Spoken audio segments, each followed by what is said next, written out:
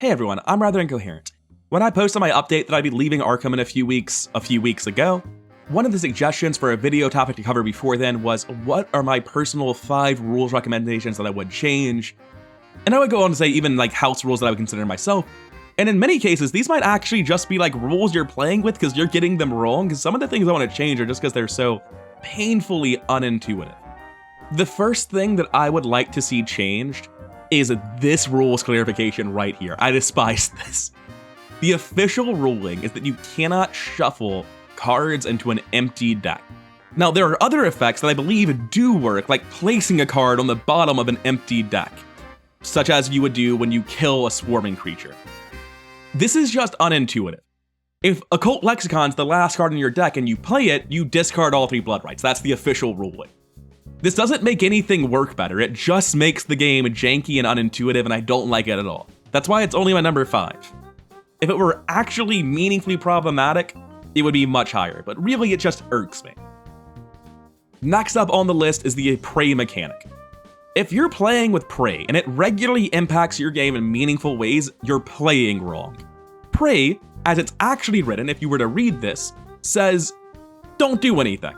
Almost no cards meaningfully interact with the mechanic. The main thing people get wrong with Prey, and the main thing that Prey should do, and is my recommendation for a change, is you draw a card, it has Prey, and you hand it to the person who has that condition. Because that would make sense. That's what I want to see. I want Prey cards to automatically spawn with their Prey unless their spawn condition has already been otherwise specified. But instead, you draw a card and it says Prey lowest fist, and you look over to your Clover, and then you put it down in front of you and you smile because it doesn't do anything. Prey only affects enemies when they're moving and engaging, but enemies spawn and engage with the person who drew them. And this feels like at some point someone realized it didn't work and they said, it's fine, it sort of works. And now Prey is just rules for the sake of rules. If you removed Prey from the game, it would barely impact anything. And for what feels like a really important feature, that is horrible. It's not actually listed here under swarming, I'm not sure what ruling I would need to go to find it, but it's a rule that's universal across mechanics that involve the top X cards of a deck. If you search the top X cards of a deck, or do something with the top X cards of a deck, such as place them under a swarming enemy, what happens when you have less cards in your deck than it specifies? Nothing. You took all the cards off the top of the deck, it doesn't do anything. It can't get more cards. So if you draw a swarming 4 boss level enemy, right? A couple of those exist. I think they might be mostly restricted to War of the Outer Gods, but they exist. And your deck is currently empty. It spawns with no swarming enemies. This should really just be a clause that says automatically shuffle and then use the top of that. Which, yeah, it's a little bit unclear and unintuitive that way, I guess. Not really any more unclear or unintuitive in this way. It's just an unintuitive, unclear situation to be in. The ruling won't change the fundamentally murky nature of the problem. But as it is, things that should happen don't, because of what feels like legalese nonsense. There's no reason for it to work this way. It's just what the rules say. I would much rather the rules say that swarming enemies always get their cards and you can't stop them.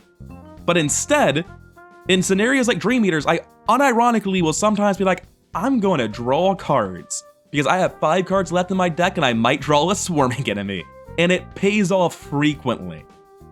It's just nonsense that it happens at all, that you can play around it, and what's most frustrating for me is it accidentally happens all the time when you're playing campaigns with swarming enemies. So I really fundamentally just dislike this. It irks me far more than some other things, and maybe it shouldn't, but I really think this should automatically shuffle decks. I feel like the way it is now, they were worried that maybe they needed a failsafe, that the deck runs out and then it tries to shuffle and nothing is there. I don't know if that's a necessary failsafe to have, but if it is, then you gotta have a failsafe about shuffling decks that do not meet the criteria. Like, you can just have an anti-lock mechanism that will almost never come up. In fact, I imagine it would literally never come up because I can't imagine a situation where this failsafe needs to exist. My only guess is if somebody's drawn, evaded, and run away from a tremendous number of swarming cards. But this sounds like a player's intentionally trying to break the rules. Outside of Cats of Saturn with alarm level 15, I really can't imagine needing any sort of failsafe for this mechanic, and it bothers me that it's written the way it currently does, and instead just causes mechanics to not work all the time. It feels like a failsafe that is undermining situations and solving none. Next up, another thing I'd really like to see change is the attack of opportunity mechanic. You'll notice that you always get hit if you spend an action while engaged with an enemy, unless you are fighting, evading, parlaying, or resigning. There is a fifth action type that should be there that isn't, and every time it comes up, it feels like you're getting gamed. I sort of see what it represents, but it just doesn't feel right, and I don't feel like it should be there. You should be able to engage without provoking attacks of opportunity. That's my number 2. The fact that if you have an enemy and your Clover has an enemy, engaging triggers an attack of opportunity feels very, very bad. It comes up infrequently, maybe once every 2 to 4 scenarios, but every time it happens, when you're like, oh, I've got to kill my guy first before I can engage, instead of just being like, I'll engage his guy instantly and then deal with the more threatening of the two. It just feels like it's slightly janky and it doesn't need to be. It's not a balance thing, it's just an inconvenience to the players.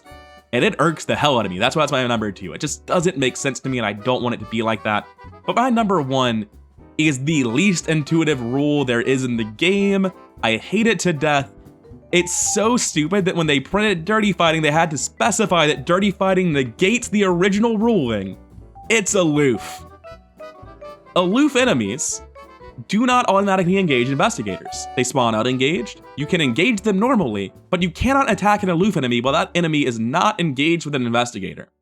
What that should say is while that enemy is both ready and not engaged. That way, if you exhaust the enemy, such as by dodging it, it doesn't stay unattackable. This rule is so janky and bad and terrible for evade-based fighters that when they printed Dirty Fighting, they included a line at the end that says to ignore the keyword.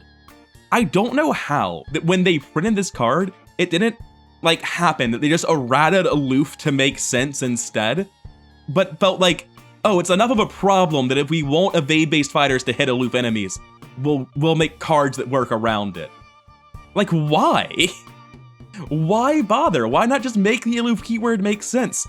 He's not evading me when I've broken his ankles and he's lying face down on the ground. It doesn't make any narrative sense for aloof to work on an exhausted, disengaged enemy that you just evaded. And Dirty Fighting explicitly works. But not all the time, only on the reaction hit. The rest of the time, like if he had 3 health and you tripped him and you stab him with your switchblade with Dirty Fighting, you'll need to re-engage him to stab him the second time without Dirty Fighting. Because that's what it says on the card and in the rules. Not what makes sense. God, no, it's not what makes sense. It's not just irksome. It's one of the many unnecessary reasons that rogues just feel bad all the time. It's so deeply frustrating, and there's no reason for it to be. The way it should work just isn't how it does work. And rogues have enough going wrong for them without help. Please, just make aloof make sense. I'm not sure it's possible to make a video topic where I can't diverge into how rogues are getting the short end of the stick.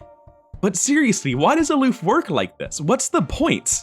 Other than to make rogues even more unhappy. Because they were already pretty unhappy. They were already playing skids. They didn't need help being mad about things, but you're giving it to them. Anyways, these are my personal top 5 rules that I would like to see changed. Most of them just bother me, but they also tend to be unintuitive and problematic for the game in other ways. Minor ways, but ways that as a player feel very, very bad.